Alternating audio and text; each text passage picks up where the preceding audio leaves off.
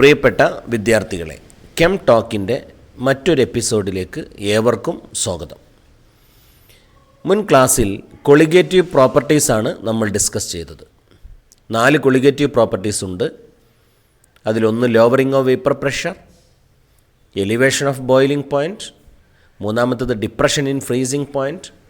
ഇത് 3 നമ്മൾ നേരത്തെ ഡിസ്കസ് ചെയ്തതാണ്. ഇന്ന് ഡിസ്കസ് ചെയ്യാൻ പോകുന്നത് ഓസ്മോട്ടിക് പ്രഷർ എന്ന കൊളിഗേറ്റീവ് പ്രോപ്പർട്ടിയാണ്. ഓസ്മോട്ടിക് പ്രഷർ എന്താണ് എന്നറിയണമെങ്കിൽ ഓസ്മോസിസ് എന്താണ് എന്നറിയണം. ഞാൻ 3 ഉദാഹരണങ്ങൾ നിങ്ങളുടെ മുന്നിൽ വെക്കാം. നിങ്ങൾ ചിത്രത്തിലേക്ക് നോക്കുക. ഉണങ്ങിയ മുന്തിരി നമുക്കൊക്കെ പരിചയമുള്ളതാണ്. ഈ ഉണങ്ങിയ മുന്തിരി ഞാൻ വെള്ളത്തിൽ ഇട്ട് വെക്കുന്നു. കുറച്ച് കഴിയുമ്പോൾ ആ ഉണങ്ങിയ മുന്തിരി എന്ത് ചെയ്യും? ചിത്രത്തിലേക്ക് നോക്കുക, അത് തുടുത്ത് വികസിച്ച് വരുന്നത് കാണാം. മറ്റൊരു ഉദാഹരണമാണ്, നമ്മളൊക്കെ അച്ചാറിടാൻ വേണ്ടിയിട്ട് മാങ്ങ ചെറിയ ചെറിയ കഷ്ണങ്ങളാക്കിയതിന് ശേഷം മാങ്ങയുടെ അച്ചാറുണ്ടാക്കാൻ വേണ്ടി ഉപ്പ് വെള്ളത്തിലിട്ട് വെക്കും. എന്താണ് ആ മാങ്ങയുടെ കഷ്ണങ്ങൾക്ക് സംഭവിക്കുക? അത് ചുരുങ്ങി വരും അല്ലേ? മറ്റ് മൂന്നാമത്തൊരു എക്സാമ്പിൾ പറയാം. പൂക്കൾ നമ്മൾ അറുത്തെടുത്ത് കഴിഞ്ഞാൽ അത് വാടിപ്പോവും. വാടിപ്പോയ പൂവിനെ നമ്മൾ ശുദ്ധമായ വെള്ളത്തിൽ കുറച്ച് നേരം ഇട്ട് വെച്ച് കഴിഞ്ഞാൽ ആ പൂവിൻ്റെ ഊർജ്ജസ്വലത തിരിച്ചു വരുന്നത് കാണാം. എന്താണ് ഈ 3 ഉദാഹരണങ്ങളിലും സംഭവിക്കുന്നത്? ചിലതിൽ എൻഡോ ഓസ്മോസിസും മറ്റ് ചിലതിൽ എക്സോ ഓസ്മോസിസുമാണ് സംഭവിക്കുന്നത്. ഒന്ന് പുറത്തേക്ക് വാട്ടർ പോകുന്നു, മറ്റ് 2 അകത്തേക്ക് ജലം പ്രവേശിക്കുന്നു. ഇതേതിലാണ് എന്ന് നിങ്ങൾ കണ്ടെത്തുക. ഓക്കെ, നമുക്ക് വരാം എന്താണ് ഓസ്മോസിസ് എന്ന കാര്യത്തിലേക്ക്. നിങ്ങൾ ചിത്രത്തിലേക്ക് നോക്കുക. ഞാനൊരു ബീക്കറിൽ ഒരു ഭാഗത്ത് സോൾട്ട് സൊല്യൂഷൻ എടുത്തിരിക്കുന്നു, അതായത് ഉപ്പുവെള്ളം എടുത്തിരിക്കുന്നു. ഇപ്പുറത്ത് ഫ്രഷ് വാട്ടറും എടുത്തിരിക്കുന്നു. അത് രണ്ടിൻ്റെ ഇടയ്ക്ക് ഒരു സെപ്പറേഷൻ കൊടുത്തിട്ടുണ്ട്, സെമി പെർമിയബിൾ മെംബ്രെയിൻ. ഈ സെമി പെർമിയബിളിൻ്റെ അകത്തു കൂടെ ഫ്രഷ് വാട്ടറിൽ നിന്ന് വാട്ടർ മോളിക്യൂള് സോൾട്ട് വാട്ടറിലേക്ക് പോവുകയും അതിൻ്റെ ഫലമായി ആ ജലത്തിൻ്റെ ലെവൽ ഉയരുന്നതും നമുക്ക് ആ ചിത്രത്തിൽ കാണാവുന്നതാണ്. ഈ ഫ്രഷ് വാട്ടറിൽ നിന്ന് സോൾട്ട് സൊല്യൂഷനിലേക്ക് മൂവ് ചെയ്യുന്ന ഈ പ്രതിഭാസത്തിന് പറയുന്ന പേരാണ് ഓസ്മോസിസ്. അപ്പോൾ ഇത് പറയുമ്പോൾ നമ്മൾ എന്താണ് സെമി പെർമിയബിൾ മെംബ്രെയിൻ എന്ന് പറയേണ്ടി വരും. അപ്പോൾ നമുക്കതിനെക്കുറിച്ച് പറഞ്ഞതിന് ശേഷം ഓസ്മോസിസിലേക്ക് തന്നെ തിരിച്ചു വരാം. ഓക്കെ, ചിത്രത്തിൽ സോൾട്ട് വാട്ടറിനെയും ഫ്രഷ് വാട്ടറിനെയും സെപ്പറേറ്റ് ചെയ്തുകൊണ്ട് യെല്ലോ കളറിലുള്ള ഒരു മെംബ്രെയിൻ കൊടുത്തിരിക്കുന്നു. ആ മെംബ്രെയിനാണ് നമ്മൾ പറഞ്ഞത് സെമി പെർമിയബിൾ മെംബ്രെയിൻ. ഈ മെംബ്രെയിൻ്റെ പ്രത്യേകത, ഈ മെംബ്രെയിനിലൂടെ സോൾവെൻ്റ് മോളിക്യൂൾ മാത്രമേ ചലിക്കുള്ളൂ. അതിലൂടെ സൊല്യൂട്ട് മോളിക്യൂളിന് പോവാൻ കഴിയില്ല. അങ്ങനെയുള്ള മെംബ്രെയിനെ പറയുന്ന പേരാണ് semi permeable membrane. Semi permeable membrane നാച്ചുറലായ മെംബ്രെയിനും ഉണ്ട്, അതുപോലെ സിന്തറ്റിക്കായ മെംബ്രെയിനും ഉണ്ട്. നാച്ചുറലായ മെംബ്രെയിൻ ഉദാഹരണമാണ് ഈ ഉള്ളിയുടെ തോടൊക്കെ കണ്ടില്ലേ, ഉള്ളിയുടെ തൊലികൾ, അത് നാച്ചുറലായ സെമി പെർമിയബിൾ മെംബ്രെയിനാണ്. എഗ്ഗിൻ്റെ മെംബ്രെയിൻ കണ്ടിട്ടില്ലേ? പുറത്തുള്ള ഷെല്ല് നീക്കം ചെയ്താൽ എഗ്ഗിൻ്റെ അകത്ത് ഒരു ചെറിയൊരു പാട പോലെ അങ്ങനെ കാണുന്നില്ലേ? ആ പാട സെമി പെർമിയബിൾ മെംബ്രെയിനാണ്. അതുപോലെ പിഗ്സ് ബ്ലാഡർ, ഇതെല്ലാം നാച്ചുറൽ മെംബ്രെയിനാണ്. എന്നാൽ സിന്തറ്റിക്കായ മെംബ്രെയിനുകളുണ്ട്. പാർച്ച്മെൻറ്റ് പേപ്പർ എന്ന് പറയുന്ന സിന്തറ്റിക്കായി നമ്മൾ ഉണ്ടാക്കുന്ന പേപ്പർ. വേറൊന്നാണ് സെല്ലോഫാൻ മെംബ്രെയിൻ എന്ന് പറയുന്നത്. അപ്പോൾ സെല്ലോഫാൻ മെംബ്രെയിനും അതുപോലെ പാർച്ച്മെൻറ്റ് പേപ്പറും സിന്തറ്റിക്കായ സെമി പെർമിയബിൾ മെംബ്രെയിനാണ്. ഓക്കെ, ഇങ്ങനെയുള്ള ഒരു സെമി പെർമിയബിൾ മെംബ്രെയിൻ ഉപയോഗിച്ചുകൊണ്ട് ശുദ്ധമായ സോൾവെൻറ്റിനെയും ഒരു സൊല്യൂഷനെയും വേർതിരിച്ചാൽ ശുദ്ധമായ സോൾവെൻറ്റിൽ നിന്ന് സോൾവെൻ്റ് മോളിക്യൂൾ സൊല്യൂഷൻ സൈഡിലേക്ക് ചലിക്കും. ഈ പ്രതിഭാസത്തിനെ നമുക്ക് ഓസ്മോസിസ് എന്ന് പറയാം. അല്ലെങ്കിലോ ഡൈല്യൂട്ടായ ഒരു സൊല്യൂഷനെയും കോൺസെൻട്രേറ്റഡായ ഗാഢത കൂടിയ ഒരു സൊല്യൂഷനെയും സെമി പെർമിയബിൾ മെംബ്രെയിൻ കൊണ്ട് വേർതിരിച്ചാൽ ഗാഢത കുറഞ്ഞ സൊല്യൂഷനിൽ നിന്ന് സോൾവെൻ്റ് ഗാഢത കൂടിയ സൊല്യൂഷനിലേക്ക് ചലിക്കുന്നു. ഇതിനെയും നമുക്ക് ഓസ്മോസിസ് എന്ന് പറയാം. അപ്പോൾ എന്താണ് osmosis? Osmosis is the movement of solvent molecule from lower concentrated solution to higher concentrated solution. വളരെയധികം ശ്രദ്ധിക്കണം. What is osmosis? Osmosis is the movement of solvent from lower concentrated solution to higher concentrated solution through semi-permeable membrane such as parchment paper, pig's bladder, egg membrane or cellophane membrane etc. Ready? എഴുതിയെടുക്കുക, നന്നായി പഠിച്ചു വെക്കുക. വളരെ പ്രധാനമാണ്, പരീക്ഷയ്ക്ക് വരുന്നതാണ്. Okay, അപ്പോൾ നമ്മൾ ഓസ്മോസിസ് എന്താണ് എന്ന് പഠിച്ചു കഴിഞ്ഞു. അങ്ങനെയാണെങ്കിൽ ഓസ്മോട്ടിക് പ്രഷർ എന്താണ്? ഓസ്മോട്ടിക് പ്രഷർ എന്ന് പറഞ്ഞാൽ ഓസ്മോസിസ് നടക്കാതിരിക്കാൻ വേണ്ടി സൊല്യൂഷൻ സൈഡിൽ നമ്മൾ പ്രയോഗിക്കുന്ന മർദ്ദത്തെയാണ് നമ്മൾ ഓസ്മോട്ടിക് പ്രഷർ എന്ന് പറയാം. ഒന്നുകൂടെ പറയാം. ഓസ്മോസിസ് നടക്കുന്നുണ്ടല്ലോ, ലോവർ കോൺസെൻട്രേറ്റഡ് സൊല്യൂഷനിൽ നിന്ന് ഹയർ കോൺസെൻട്രേറ്റഡ് സൊല്യൂഷനിലേക്ക് ഓസ്മോസിസ് നടക്കുന്നു. അങ്ങനെ ഓസ്മോസിസ് നടക്കാതിരിക്കാൻ സൊല്യൂഷൻ്റെ ഭാഗത്ത് പ്രയോഗിക്കുന്ന ഏറ്റവും ചെറിയ മർദ്ദത്തെ ഓസ്മോട്ടിക് പ്രഷർ എന്ന് പറയും. ഓസ്മോട്ടിക് പ്രഷർ, അതിന് ചിഹ്നം കണ്ടോ നിങ്ങൾ? പൈ എന്ന് പറഞ്ഞിട്ട് പിടിച്ച് തള്ളി അവിടെ നിർത്തുകയാണ്. ഇനി ഓസ്മോസിസ് നടക്കണ്ട എന്ന് പറഞ്ഞിട്ട് തള്ളി നിർത്തുന്ന മർദ്ദത്തിന് പറയുന്ന പേരാണ് ഓസ്മോട്ടിക് പ്രഷർ. അതിൻ്റെ സിമ്പലാണ് പൈ. ഓക്കെ, അപ്പോൾ നമുക്ക് ഓസ്മോട്ടിക് പ്രഷറിൻ്റെ ഡെഫിനേഷൻ പറയാം. Osmotic pressure is the minimum pressure applied on solution side to prevent osmosis. Clear? ഒന്ന് പറഞ്ഞു നോക്കൂ. Osmotic pressure is the minimum pressure applied on solution side to prevent osmosis. ഇനി നമുക്ക് osmotic പ്രഷറിൻ്റെ calculation പാർട്ടിലേക്കും അതിൻ്റെ equation ഡെറിവേഷനിലേക്കും വരാം. നമുക്കറിയാം osmotic pressure എന്ന് പറയുന്നത് കോൺസെൻട്രേഷൻ ഓഫ് ദി സൊല്യൂഷനും ടെമ്പറേച്ചറിനും ഡയറക്റ്റ്ലി പ്രൊപ്പോർഷണലാണ്. Ready? Therefore pi proportional to c into t. Ready? Therefore pi equal to what? Pi equal to c r t, where r is constant. കാരണം proportional ടേമിനെ കളഞ്ഞ് നമ്മൾ equal to sign കൊടുക്കുമ്പോൾ ഒരു constant കൊടുക്കണം. ആ കോൺസ്റ്റൻ്റ് ആണ് r. Therefore pi equal to c r t, where r is gas constant, c is concentration of solution, t is temperature. Concentration of the solution കാണാനുള്ള ഇക്വേഷനാണ് number of moles of solute by volume of solution. Ready? അപ്പോൾ c എന്ന് പറയുന്ന c equal to N2 by v ആണ്. അത് മുകളിലെ ഇക്വേഷനിൽ apply ചെയ്യുക. അപ്പോൾ നമുക്ക് എന്ത് കിട്ടും? Pi equal to N2 RT by v എന്ന് കിട്ടും. ഇനി നമ്പർ ഓഫ് മോൾസ് എങ്ങനെയാണ് കാണുക? Number of moles of solute കാണാൻ N2 equal to W2 by M2 ചെയ്താൽ മതി. What is W2? Mass of solute W2. M2 molar mass of solute. Ready? ആ N2 എന്ന് പറയുന്ന ഇക്വേഷൻ നമ്മൾ മുകളിലെ ഇക്വേഷനിൽ അപ്ലൈ ചെയ്തു. അങ്ങനെ അപ്ലൈ ചെയ്തപ്പോൾ pi equal to W2 RT by M2 V എന്ന് പറയുന്ന ഇക്വേഷൻ കിട്ടി. റെഡി? നമുക്കറിയാം കൊളിഗേറ്റീവ് പ്രോപ്പർട്ടീസിൻ്റെ വളരെ പ്രധാനപ്പെട്ട ഒരു ആപ്ലിക്കേഷൻ എന്ന് പറയുന്നത് molar mass of solute calculate ചെയ്യാൻ പറ്റുന്നു എന്നുള്ളതാണ്. അപ്പോൾ M2 കാണാനുള്ള ഇക്വേഷൻ കിട്ടി. M2 equal to W2 RT by pi v. Ready? ഈ കൊളിഗേറ്റീവ് പ്രോപ്പർട്ടീസിൻ്റെ വളരെ പ്രധാനപ്പെട്ട ഒരു കാര്യം പോളിമേഴ്സിൻ്റെയും ബയോമോളിക്യൂൾസിൻ്റെയും മോളാർ മാസ് കാൽക്കുലേറ്റ് ചെയ്യാൻ പറ്റുമെന്നതാണ് ഓസ്മോട്ടിക് പ്രഷർ എന്ന് പറയുന്ന കൊളിഗേറ്റീവ് പ്രോപ്പർട്ടീസിൻ്റെ വളരെ പ്രധാനപ്പെട്ട കാര്യം.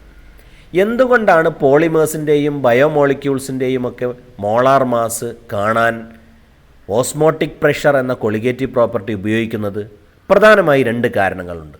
ഒന്ന്, ഇത് റൂം ടെമ്പറേച്ചറിൽ മെഷർ ചെയ്യാൻ പറ്റും. Measured at room temperature, very very important. Number 2, osmotic pressure എന്ന് പറയുന്ന ഇക്വേഷനിൽ ഉപയോഗിക്കുന്ന ടേം മൊളാലിറ്റി അല്ല, മൊളാരിറ്റിയാണ്. അപ്പോൾ സൊല്യൂഷൻ്റെ കോൺസെൻട്രേഷനെ കൃത്യമായി പറയാൻ യൂസ് ചെയ്യുന്ന ഒരു ടേമാണ് മൊളാരിറ്റി. അപ്പം ഓസ്മോട്ടിക് പ്രഷർ മൊളാരിറ്റി എന്ന് പറയുന്ന ടേമിലാണ് എക്സ്പ്രസ് ചെയ്യുന്നത്. രണ്ടാമത്തെ കാര്യം, ഇത് റൂം ടെമ്പറേച്ചറിൽ മെഷർ ചെയ്യാൻ പറ്റും. അതുകൊണ്ടാണ് പോളിമേഴ്സിൻ്റെയും ബയോമോളിക്യൂൾസിൻ്റെയും ഒക്കെ മോളാർ മാസ് കാൽക്കുലേറ്റ് ചെയ്യാൻ ഓസ്മോട്ടിക് പ്രഷർ യൂസ് ചെയ്യുന്നത്. ഓക്കെ, എഴുതി വെക്കുക. പരീക്ഷയ്ക്ക് സ്ഥിരമായി വരുന്നൊരു ക്വസ്റ്റ്യനാണ്. ഓക്കെ, ഈ ഇക്വേഷൻ ഉപയോഗിച്ചുകൊണ്ട്, അതായത് M2 = W2 RT/πV എന്ന് പറയുന്ന ഇക്വേഷൻ ഉപയോഗിച്ചുകൊണ്ട് നമുക്കൊരു പ്രോബ്ലം ചെയ്യാം. എഴുതിയെടുത്തോളൂ. സ്ക്രീനിലേക്ക് നോക്കുക. 200 cm³ of an aqueous solution of a protein contains 1.26 gram of the protein. Stop. The osmotic pressure of such solution at 300 Kelvin is found to be 2.57 into 10⁻³ bar. Stop. Calculate molar mass of protein. ഇതിൽ എന്തൊക്കെയാണ് തന്നിരിക്കുന്നത്? Volume തന്നിട്ടുണ്ട് 200 cm³. അത് ലിറ്ററിലേക്ക് മാറ്റിയാൽ 0.2 litre ആവും. Okay, temperature തന്നിട്ടുണ്ട് 300 kelvin. R, അതായത് gas കോൺസ്റ്റൻറ്റിൻ്റെ value 0.083 litre bar എന്ന യൂണിറ്റിലാവുമ്പോഴാണ് ആ വാല്യൂ വരിക. ജൂളിലാവുമ്പോൾ നമുക്കറിയാം വാല്യൂ 8.314 ആണ്. പക്ഷേ ശ്രദ്ധിക്കണം, ഇവിടെ വോള്യം ലിറ്ററിലാണ് എക്സ്പ്രസ് ചെയ്തിരിക്കുന്നത്, പ്രഷർ തന്നിരിക്കുന്നത് ബാറിലുമാണ്. അതുകൊണ്ട് ലിറ്റർ ബാർ എന്ന യൂണിറ്റിലുള്ള ആറിൻ്റെ വാല്യൂ എടുക്കണം. ആ വാല്യൂ 0.083 ആണ്. ഓക്കെ, പിന്നെ മാസ് തന്നിട്ടുണ്ട്, മാസ് ഓഫ് സൊല്യൂട്ട് തന്നിട്ടുണ്ട് 1.26 ഗ്രാം, അതാണ് W2. ആ ഇക്വേഷൻ അതാ M2 = W2 RT/πV എന്ന് പറഞ്ഞ ഇക്വേഷനിൽ തന്നിരിക്കുന്ന വാല്യൂസ് എല്ലാം അപ്ലൈ ചെയ്യാം. ഓക്കെ, അത് അവിടെ തന്നിരിക്കുന്നു. M2 = 1.26 into 0.083 litre bar Kelvin inverse, mole inverse into 300 Kelvin divided by 2.57 into 10⁻³ bar into 0.2 liter. Answer is, നിങ്ങളൊന്ന് ചെയ്തു നോക്കുക, കാൽക്കുലേറ്ററിലൊന്ന് അടിച്ചു നോക്കുക. 61,023 gram per mole. Molecular mass very high ആണ്, കാരണം ബയോമോളിക്യൂൾസിൻ്റെ മോളിക്കുലർ മാസ് വെരി ഹൈ ആണ് എന്ന് നമ്മൾ അറിഞ്ഞിരിക്കുക. ഓക്കെ, ഇനി നിങ്ങൾക്ക് ഒരു ഹോംവർക്ക് തരാം. സ്ക്രീനിൽ കാണും, ഒന്ന് എഴുതിയെടുക്കുക, ചെയ്തിട്ട് എൻ്റെ വാട്സപ്പ് നമ്പറിലേക്ക് അയച്ചു തരിക. ഓക്കെ, നമുക്കിനി ഐസോട്ടോണിക് സൊല്യൂഷൻ എന്താണ് എന്ന് നോക്കാം. ഐസോ എന്ന് പറഞ്ഞാൽ സെയിം ആണല്ലോ. അപ്പോൾ ഐസോട്ടോണിക് സൊല്യൂഷൻ എന്ന് പറഞ്ഞാൽ ഒരേ ഓസ്മോട്ടിക് പ്രഷറുള്ള സൊല്യൂഷനാണ് ഐസോട്ടോണിക് സൊല്യൂഷൻ എന്ന് പറയാം. നോക്കൂ, ചിത്രത്തിലേക്ക് നോക്കുക. ഒരു ബീക്കറിൽ ഞാനൊരു സൊല്യൂഷൻ എടുത്തിട്ടുണ്ട്. ആ സൊല്യൂഷൻ്റെ കോൺസെൻട്രേഷൻ C1 ആണ്. മറ്റൊരു ബീക്കറിൽ സൊല്യൂഷൻ എടുത്തിട്ടുണ്ട്, അയാളെ കോൺസെൻട്രേഷൻ C2 ആണ്. റെഡി? ടെമ്പറേച്ചർ കോൺസ്റ്റൻ്റ് ആണ് രണ്ടിൻ്റെയും, ദാറ്റ് ഈസ് T. ഓക്കെ, ഇനി നോക്കുക, ആദ്യത്തെ ആളുടെ ഓസ്മോട്ടിക് പ്രഷർ π1 ആണ്. π1 = C1 RT ആയിരിക്കും. R കോൺസ്റ്റൻ്റ് ആണ്, Tയും കോൺസ്റ്റൻ്റ് ആണ്. അപ്പോൾ C1 RT എന്നായി. അങ്ങനെയാണെങ്കിൽ രണ്ടാമത്തെ സൊല്യൂഷൻ്റെ ഓസ്മോട്ടിക് പ്രഷർ π2 ആണ്. π2 = C2 RT. റെഡി? അങ്ങനെയാണെങ്കിൽ C1ഉം C2ഉം ഈക്വൽ ആണെങ്കിൽ, രണ്ട് സൊല്യൂഷൻ്റെയും കോൺസെൻട്രേഷൻ തുല്യമാണെങ്കിൽ എന്തായി? രണ്ട് സൊല്യൂഷൻ്റെയും ഓസ്മോട്ടിക് പ്രഷറും തുല്യമാവും. ദാറ്റ് ഈസ് π1 = π2 ആകും. റെഡി? അങ്ങനെയാണെങ്കിൽ വാട്ട് ഈസ് ഐസോട്ടോണിക് സൊല്യൂഷൻ? ഒരേ കോൺസെൻട്രേഷനുള്ള സൊല്യൂഷനുകൾക്ക് നമുക്ക് ഐസോട്ടോണിക് സൊല്യൂഷൻ എന്ന് പറയാം. റെഡി? അങ്ങനെ വന്നാൽ ഒരേ കോൺസെൻട്രേഷനുള്ള രണ്ട് സൊല്യൂഷനെ ഒരു സെമി പെർമിയബിൾ മെംബ്രെയിൻ കൊണ്ട് സെപ്പറേറ്റ് ചെയ്താൽ സോൾവെൻറ്റിൻ്റെ മൂവ്മെൻറ്റ് നടക്കില്ല. Clear? What is isotonic solution? Isotonic solution is the solution having same osmotic pressure.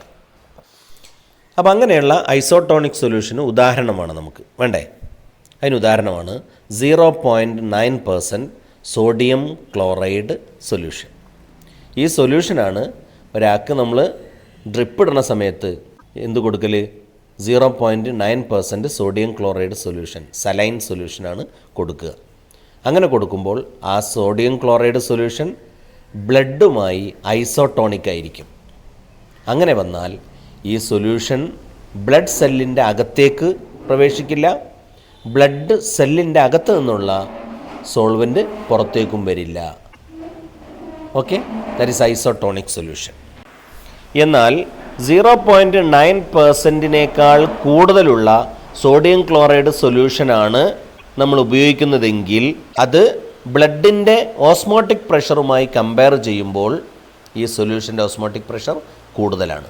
അങ്ങനെ വരുമ്പോൾ ആ സൊല്യൂഷനെ നമ്മൾ ഹൈപ്പർ ടോണിക് സൊല്യൂഷൻ എന്ന് പറയും. ഓസ്മോട്ടിക് പ്രഷർ കൂടുതലുള്ള സൊല്യൂഷനെ ഹൈപ്പർ ടോണിക് സൊല്യൂഷൻ എന്ന് പറയും. ഓക്കെ, ഇങ്ങനെയുള്ള ഹൈപ്പർ ടോണിക് സൊല്യൂഷൻ നമ്മൾ ബ്ലഡിലേക്ക് കൊടുത്താൽ ബ്ലഡ് സെല്ലിന് എന്ത് സംഭവിക്കും? ഷ്രിങ്കിങ് സംഭവിക്കും, ചുരുങ്ങും. ഓക്കെ, എന്നാൽ 0.9%-നേക്കാൾ കുറവായ സോഡിയം ക്ലോറൈഡ് സൊല്യൂഷനാണ് ബ്ലഡിലേക്ക് നമ്മൾ കൊടുക്കുന്നതെങ്കിൽ ബ്ലഡ് സെൽ എന്ത് ചെയ്യും? വികസിക്കും. വികസിച്ച് ചിത്രത്തിലേക്ക് നോക്കുക, ബ്ലഡ് സെല്ല് ബേസ്റ്റ് ചെയ്യാൻ വരെ സാധ്യതയുണ്ട്. പ്രത്യേകം ശ്രദ്ധിക്കുക, 0.9%-നേക്കാൾ കോൺസെൻട്രേഷൻ കുറഞ്ഞാൽ ബ്ലഡ് സെല്ലിന് എന്ത് സംഭവിക്കും? ബേസ്റ്റിംഗ് സംഭവിക്കും. ഓക്കെ, ഇങ്ങനെ ഓസ്മോട്ടിക് പ്രഷർ കുറവുള്ള സൊല്യൂഷനെ നമ്മളൊരു പേര് പറയും hypotonic solution. What is hypotonic solution? Osmotic pressure കുറവുള്ള സൊല്യൂഷൻ. എക്സാമ്പിൾ ഏതാ? Sodium chloride solution with concentration less than 0.9%. Okay, which is hypotonic with blood cells. നല്ല ഉപ്പ് ചേർത്ത ഭക്ഷണം കഴിക്കരുത് എന്ന് പറയുന്നതിൻ്റെ കാരണം ഇപ്പം മനസ്സിലായിണ്ടോ? നല്ല ഉപ്പ് ചേർത്ത ഭക്ഷണം കഴിക്കുമ്പോൾ പൊണ്ണത്തടി വരെ ഉണ്ടാവാൻ കാരണം എന്താണ് എന്ന് നമുക്കിതിൽ നിന്ന് മനസ്സിലാക്കാൻ പറ്റും. റെഡി? അപ്പോൾ ഐസോട്ടോണിക് സൊല്യൂഷൻ ഒരേ ഓസ്മോട്ടിക് പ്രഷറുള്ള solution, hypotonic solution osmotic pressure കുറവുള്ള solution, hypertonic solution osmotic pressure കൂടുതലുള്ള സൊല്യൂഷൻ. റെഡി? ഇനി നമുക്ക് റിവേഴ്സ് ഓസ്മോസിസ് എന്താണ് എന്ന് നോക്കാം. സൊല്യൂഷൻ സൈഡിൽ ആ സൊല്യൂഷൻ്റെ ഓസ്മോട്ടിക് പ്രഷറിനേക്കാൾ കൂടുതലുള്ള ഒരു പ്രഷർ അപ്ലൈ ചെയ്യുമ്പോൾ സൊല്യൂഷനിൽ നിന്ന് സോൾവെൻറ്റ് കോൺസെൻട്രേഷൻ കുറഞ്ഞ ഭാഗത്തേക്ക് അല്ലെങ്കിൽ ഫ്രഷ് വാട്ടർ ഉള്ള ഭാഗത്തേക്ക് മൂവ് ചെയ്യുന്നു. സിമ്പിളല്ലേ? നേരത്തെ ഫ്രഷ് വാട്ടർ ഏരിയയിൽ നിന്ന് സൊല്യൂഷനിലേക്കാണ് സോൾവെൻറ്റ് വന്നിരുന്നത്. എന്നാൽ ഓസ്മോട്ടിക് പ്രഷറിനേക്കാൾ കൂടുതലുള്ള ഒരു മർദ്ദം ലായനിയുടെ ഭാഗത്ത് പ്രയോഗിക്കുമ്പോൾ സൊല്യൂഷൻ സൈഡിൽ നിന്ന് ഫ്രഷ് വാട്ടറിൻ്റെ സൈഡിലേക്ക് സോൾവെൻറ്റ് മൂവ് ചെയ്യും. ഈ മൂവ്മെൻറ്റിനെ നമുക്കെന്ത് പറയാം? റിവേഴ്സ് ഓസ്മോസിസ് എന്ന് പറയാം. നന്നായി ശ്രദ്ധിക്കണം, റിവേഴ്സ് ഓസ്മോസിസ്. ഓസ്മോസിസിൻ്റെ നേരെ ഓപ്പോസിറ്റ്. അപ്പം നേരത്തെ നടന്നതിൻ്റെ നേരെ എതിരായിട്ട് നടക്കും. ഓക്കെ, ഈ പ്രതിഭാസം അപ്ലൈ ചെയ്തുകൊണ്ടാണ് നമുക്ക് ശുദ്ധമായ ജലം കടൽ വെള്ളത്തിൽ നിന്ന് എടുക്കാൻ കഴിയുന്നത്. ഡെവലപ്ഡ് കൺട്രീസിൽ, ഗൾഫ് കൺട്രീസിൽ വരെ ശുദ്ധജലത്തിന് വേണ്ടി ഈ ഒരു സംവിധാനമാണ് ഉപയോഗിക്കുന്നത്. ഡീസലൈനേഷൻ പ്ലാന്റ് എന്നതിനെ പറയാം. അപ്പോൾ കടൽ വെള്ളത്തെ ശുദ്ധീകരിച്ച് കുടിവെള്ളമാക്കി മാറ്റുന്ന പ്രോസസ്സിൽ അപ്ലൈ ചെയ്തിരിക്കുന്ന പ്രിൻസിപ്പിൾ റിവേഴ്സ് ഓസ്മോസിസ് ആണ്. It is very very important. What is reverse osmosis? Movement of solvent from solution side to lower concentrated solution or fresh water side on applying pressure which is greater than osmotic pressure on solution side. Clear? ഇത് apply ചെയ്തിരിക്കുന്നത് desalination പ്ലാന്റിൽ ഈ പ്രിൻസിപ്പിളാണ് apply ചെയ്തിരിക്കുന്നത്. ഇതുപയോഗിച്ചിട്ടാണ് കുടിവെള്ളം കടൽ വെള്ളത്തിൽ നിന്ന് നമ്മൾ വേർതിരിച്ചെടുക്കുന്നത്. ഓക്കെ, ചിത്രത്തിലേക്ക് ശ്രദ്ധിക്കുക, അവിടെ നടക്കുന്ന പ്രോസസ്സ് ശ്രദ്ധിക്കുക, ഓർമ്മയിൽ നന്നായി സൂക്ഷിക്കുക. സെല്ലുലോസ് അസറ്റേറ്റ് സെമി പെർമിയബിൾ മെംബ്രെയിനാണ് ഇവിടെ യൂസ് ചെയ്തിരിക്കുന്നത്. തുടർന്നുള്ള ടോപ്പിക്കുമായി നമുക്ക് വീണ്ടും കാണാം. Thank you. Keep in touch.